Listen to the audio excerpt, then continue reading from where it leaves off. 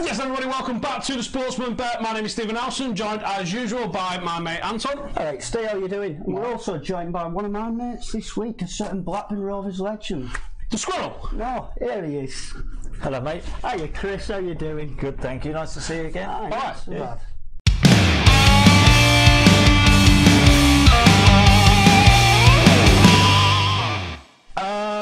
I think we're probably going to end up talking about the title race for a change. I think we're probably going to be talking about Player of the Year because I reckon there's something in that. Top scorer, because that's getting a little bit heated. I guess we'll have to talk about Celtic. Well, you don't have to if you don't want to.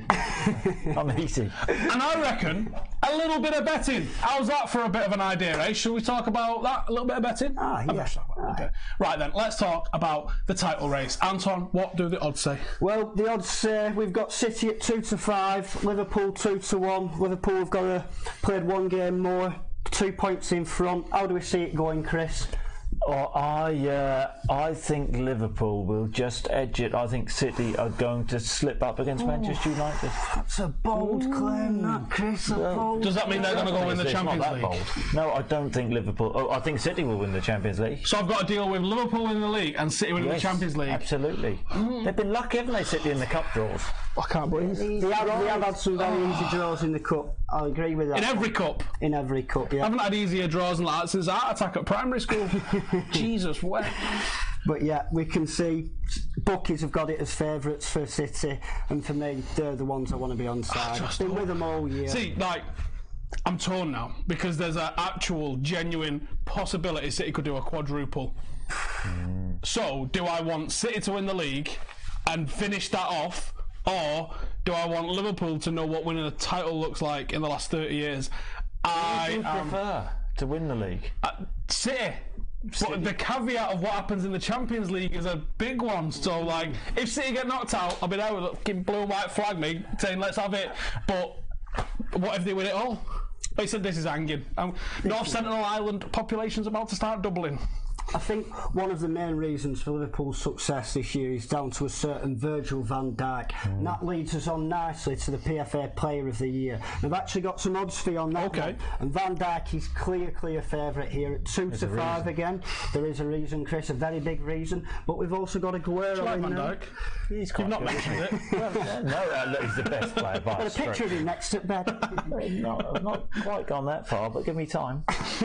So we've got Van Dijk 2-5, Aguero 8-1, Sterling 8-1, and then we've got Mane 20-1 and Salah 25. Do we see this going to Van Dijk? Is it done? Well, yeah, I mean, he has been the outstanding player. And you can say Aguero, he's bagged a few goals as of late. I do think Sterling's coming in with a late run, but they're miles behind, aren't they? Van Dijk easily has made such an impact at Liverpool. Yes, he's been a real presence all season. Steve, do you agree? I'm going to have to agree. I think it probably is going to be Van Dijk that gets Player of the Year. I think Aguero's in with a good shout.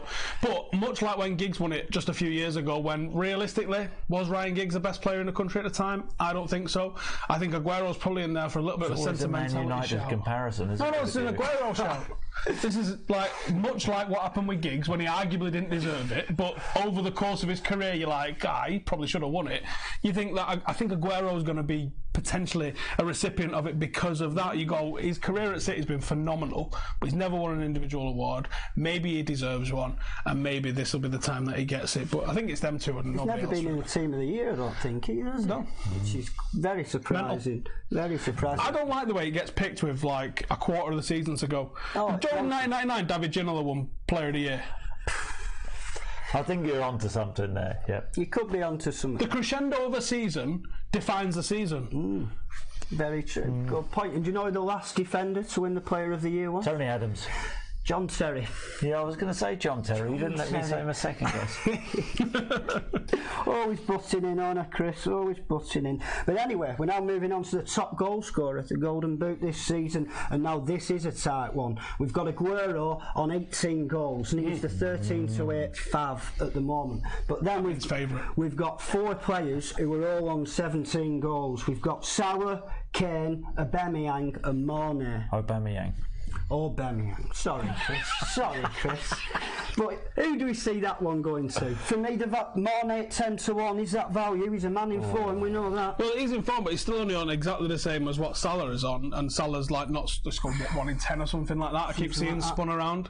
I think you might see Salah hit a few towards the end of the season. Hopefully not, but maybe to see Liverpool over the line. I think that when City score, they score a handful of goals, don't they, at the moment? So I think that is a very real chance you could see an Aguero hat-trick, probably see City over the line. So you're ruling out Harry Kane?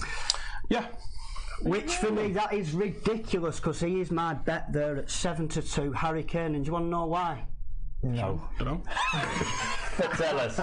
Well, Liverpool have played a game more than the other sides in the top 6, and the key angle here is that Spurs, 5 of the last 8 games are at home, and they're actually against Palace, West Ham, Huddersfield, Everton and Brighton. 0-0 all over all. No teams inside the top 6, and we know Kane finishes the season strongly and how much he likes this award. And for me, that is the value there at 7-2. I'm with you. You're with me, Harry Chris. Kane. You're with me. Come on, that'll do for us. 7-2 about Harry Kane to be top goal scorer. All right, might as well talk about Celtic then. One of your favourite subjects, this. What are we talking about? I don't know. Are they going to win the league? Well, they're 10 points clear. I think that's done. Isn't it? What's the odds say? 1 to 100, they are. Yeah, After starting the season 1 to 10. Pretty strong. Pretty strong. No, let's be serious. Will it be closer next year? I think is what we're going to be asking. Really. Well, you're better to ask me after the summer. I think that both clubs have got a lot of work to do in the summer in terms of bringing players in. It's not quite done yet, because Rangers, they have to play Celtic twice, they have to beat them twice. I don't think Celtic had been as convincing this season performance-wise. But Steven Gerrard went to Rangers to win trophies. Doesn't look like he's going to win any this season. So big pressure for him next season. And I think the closest the title race got, according to the bookies' odds, was around the end of September when Rangers came right into 3-1. They did. Chris. Wow. And Celtic got about as big as 3-1. 1-4, 3-10, which is a good price for Celtic. Can you compare what playing in one of those games is like? Because I know it's a bit of a cliche about the Old Firm, but I'm sure it looks. Well, I'm sure it is pretty mental as well at the same time. That's quite a good way of describing it. Well, I played in the Old Farm derby, and then the Old Firm up north. I mean, it's second to none. I think in terms of support, passion on both sides. A great footballing city, Glasgow is, just like Manchester is. Well, the red 7/8 of it is anyway. And one thing I want to ask you about, one person I want to ask you about, Chris, is Alfredo Morelos, top goal scorer at the moment by 3 goals, 2-5 to be top goal scorer. What do you like that 2-5? Don't you? Yeah, we've got a few things in there. City 2-5 to win the league. Van Dijk 2-5. Yeah. 2-5. So I'm a taxi driver going 2 to base, don't I? Just coming down your street now, mate. 2 to base. That's me. Anyway, Alfredo Morelos, Chris, what are your thoughts on him? Colourful character. He is. Look, I think in terms of the goals he scored this season and the impact he has on the Rangers team, is a big player for them. But he has to learn to stay on the pitch more and not get involved in silly little incidents and battles off the ball. And he needs to stay on his feet. But apart from that, he's done very well. And will Celtic be better off without Brendan Rodgers? Well, of course, because he wanted to go, and he wanted to take the pressure off himself by going to a mid-table English Premier League club. What are you laughing at? I completely agree. I think it was a silly move for him. I do. I think he should have I don't mind him moving. No, I don't mind. He doesn't care whether I mind him moving or not. I think the timing was everything. Yeah. You can't say that it's the best job in the world and then clear off 10 weeks of the season to go. There's a lot of that though, isn't there? People come, this is my dream move, 2 weeks later. Doesn't make it right. No. Not enough honesty nowadays, is there, Chris? Why are you looking at me like that? I don't know, I'm just asking your opinion. Alright, let's talk about some betting, because I've been garbage of late, but here's somebody who wasn't garbage. And that is a certain golfer, Mr. Lee Westwood. And I was down at Cheltenham last Wednesday, and on this day last week... Did you win any races? I think he had one winner, and that was... No, I mean, like, on your...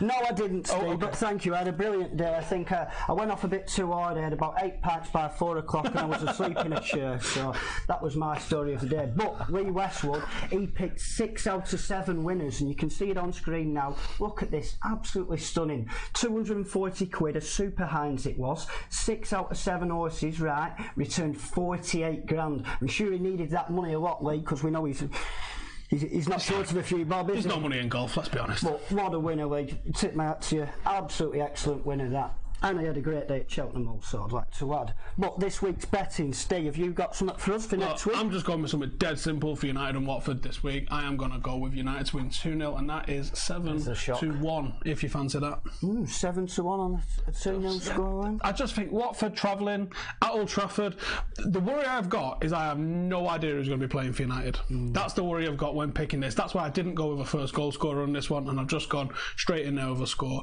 I'm hoping it's fairly easy, because United have got 1 or 2 fairly tricky games coming up.